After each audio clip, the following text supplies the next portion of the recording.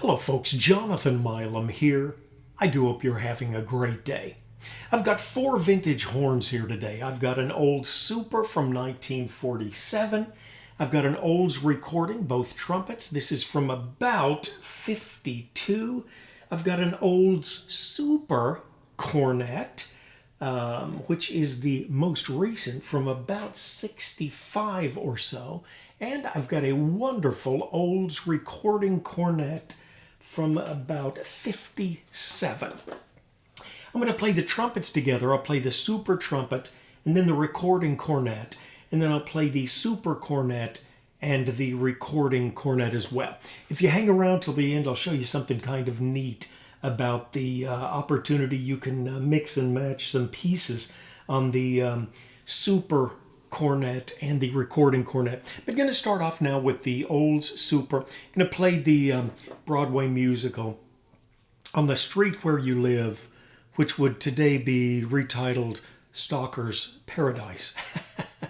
Okay, we're going to use a GR64 MS medium shallow cup. Interestingly enough, as I was checking this Super out, this is from 47. You can almost always tell the ones from 47. They did not put the nickel silver tone band because of the war and the efforts with metal. They were relegated to using the same brass that they were using for the bell. Probably a few years delay, but at any rate, 47, that seems to be a common thing. Anyway, I was comparing this really quite a very thin tapered bell, easy blow, but a very carrying sound. And actually, I believe this taper is probably a little smaller even than a Bach Stradivarius 43, which I was comparing it to.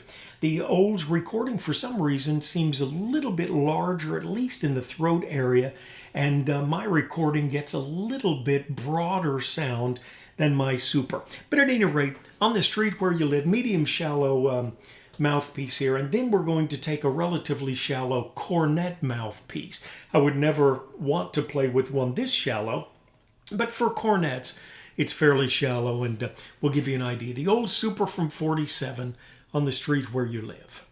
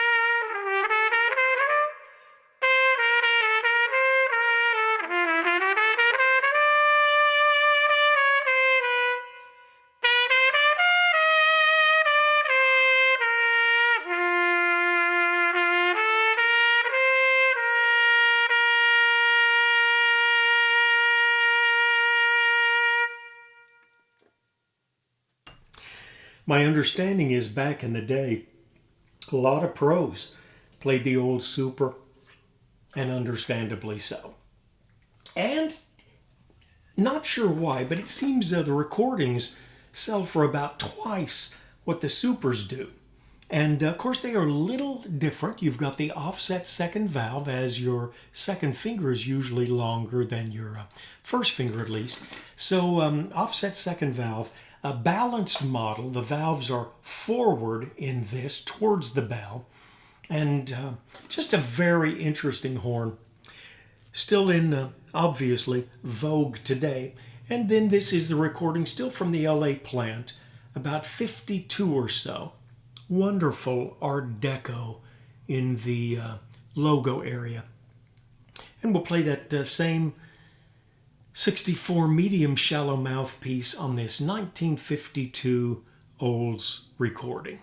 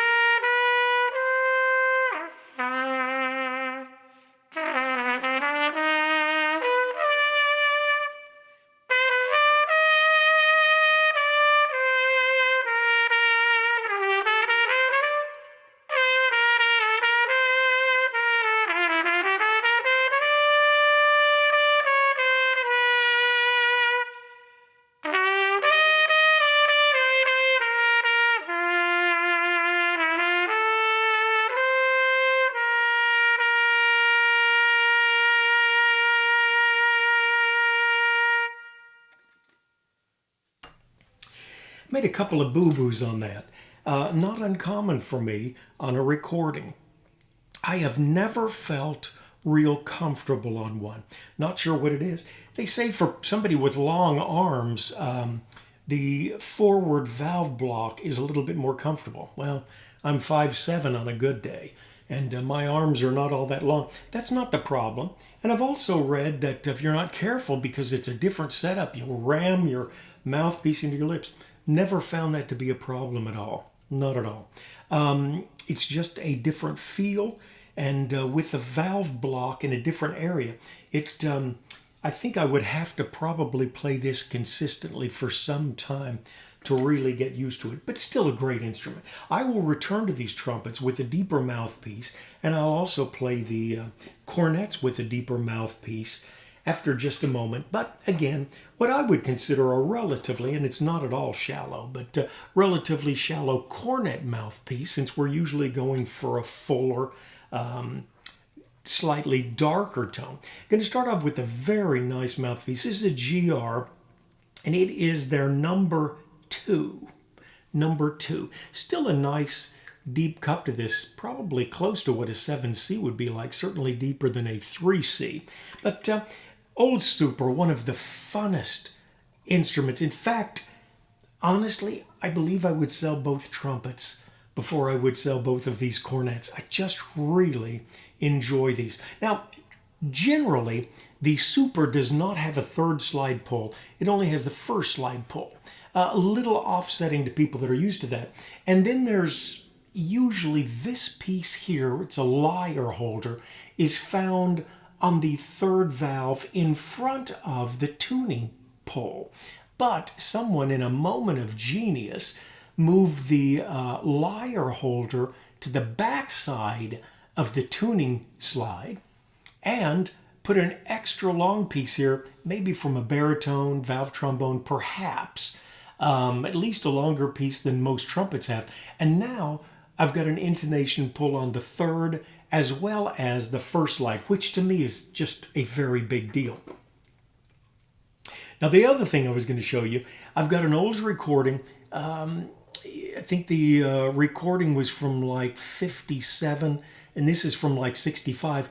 The first slide is interchangeable. So I can take this thumb slide for the first and put it on my recording, which is very nice. A different angle. All you have to do is move this lyre a little bit. It comes out, the first slide harp, and turn it a quarter of a turn.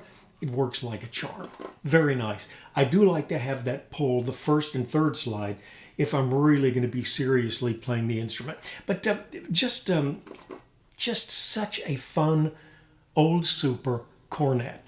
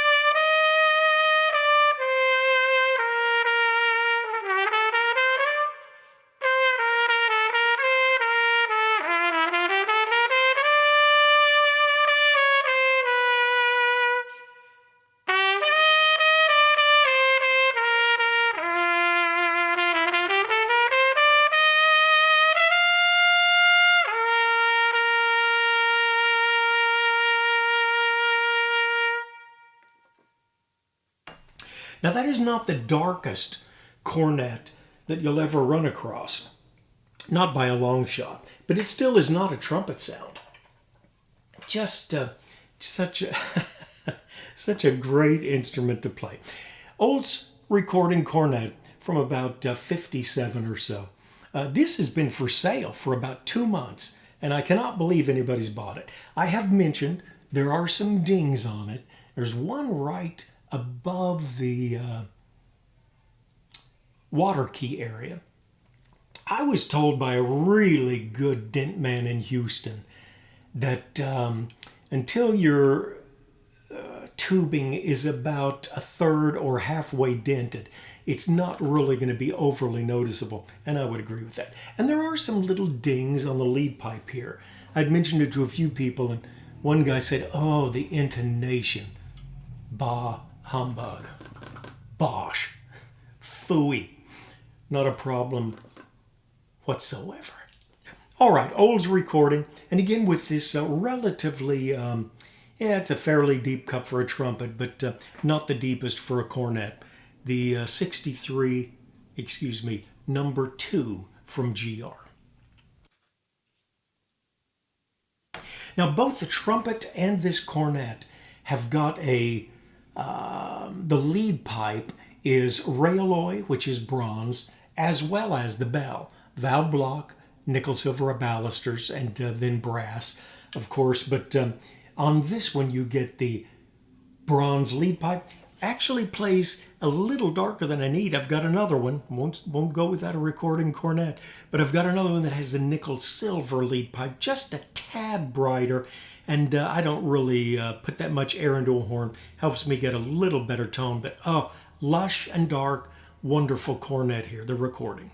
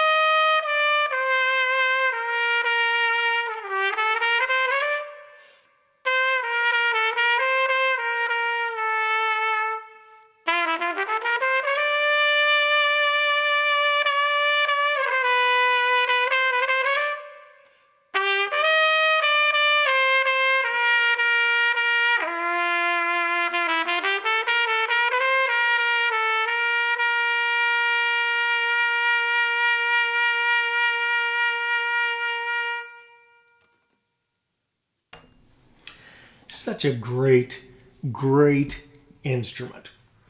Okay, now I did say that I was going to show you a little trick how you can switch the first slide. This is the first slide. You pull it off of the old Super, and I'll take the recording first slide out, and there you go. Strangely enough, a lot of the Supers in the trumpet variety have a first slide pull as well. But my recording and my trumpet first slides are not interchangeable. But this is just a little bit of manipulation there, and voila! I have got a first slide pull for the tuning mechanism as well as the third slide trigger. Just a neat thing that I ran across one day while I was fiddling around with my horns. Okay, now we're going to go back to the trumpets, and we're going to take a deeper mouthpiece. Then we'll use a deeper mouthpiece on the cornets as well. I'm going to use Trent Austin's TATF, and just going to play Summertime. 47 Old Super with a very deep V'd, small Trumpet-Flugel mouthpiece, relatively nice drill size, about a 24 I think.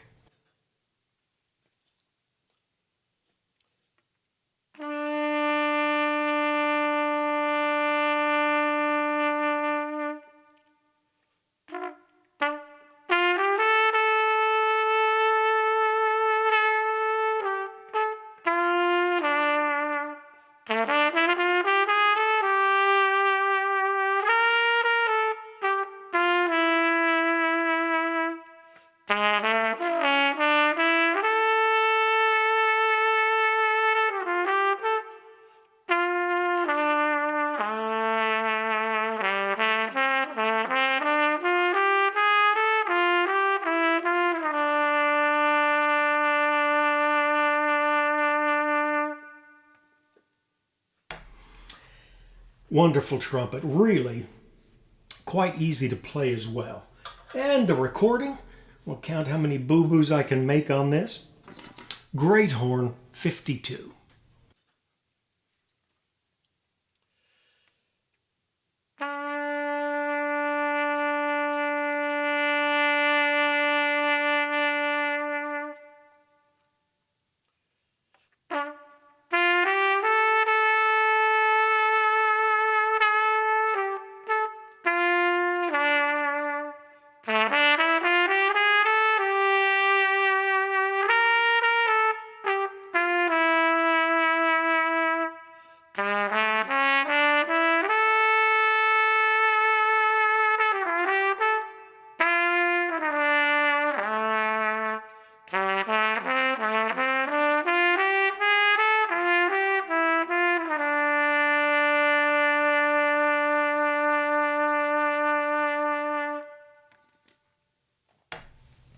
Okay.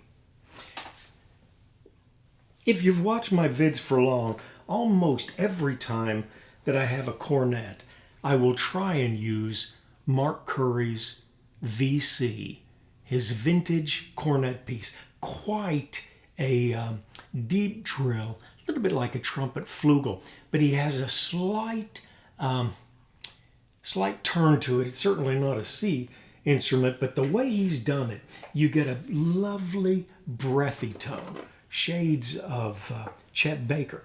And I've got a mouthpiece adapter here. I can play this on the trumpet. It just is not as effective on the trumpet as it is on the cornet. Just a marvelous piece here.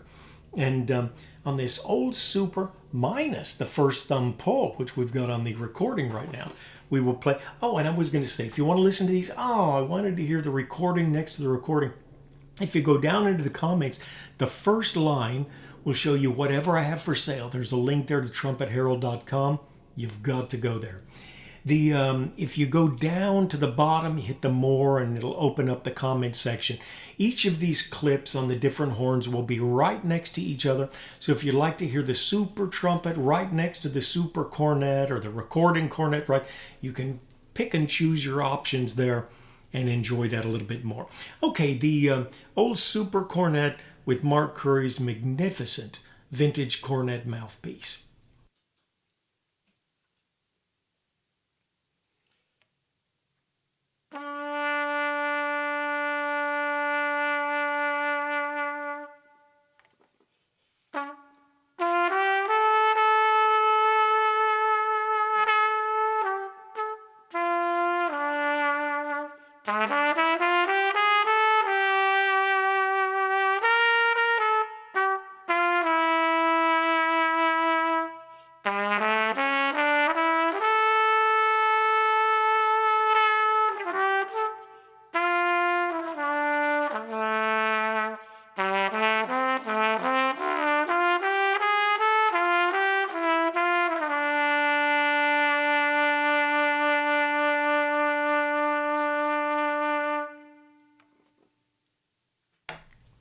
Such a nice horn, honestly, and I can't say why.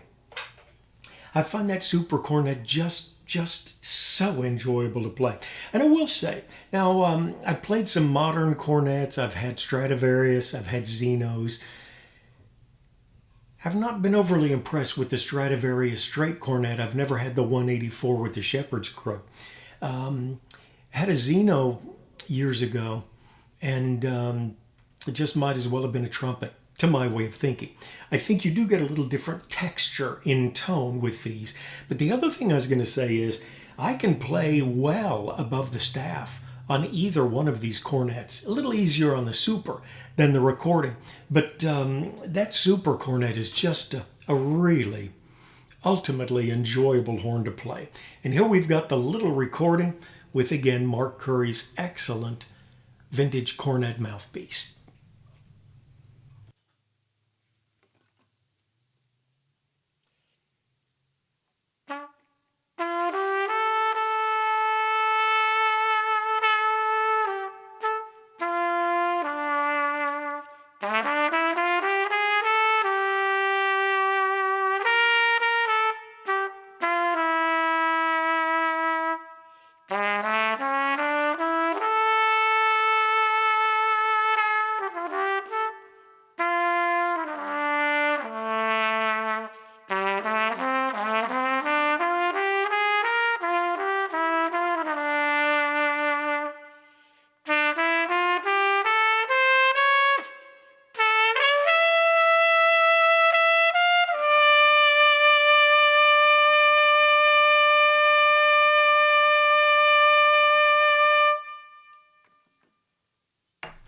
Wonderful instruments. If you would like to get a little Olds recording cornet, at least at the moment, this is for sale. However, I've got a friend, Clay, at CentexBrass, CENTEX. I'll put a link down in the comments. He is the man that sold me this lovely little old super, very reasonable price. Oh, it was probably a year or so ago. But Clay always seems to have a lot of vintage olds, a tremendous selection of Stradivarius trumpets as well. Clay, I'm jealous. But a great place to look. And he's got a lot of information on Olds. I think they call it the Olds-Central. It's an old website that had just about ceased to be updated.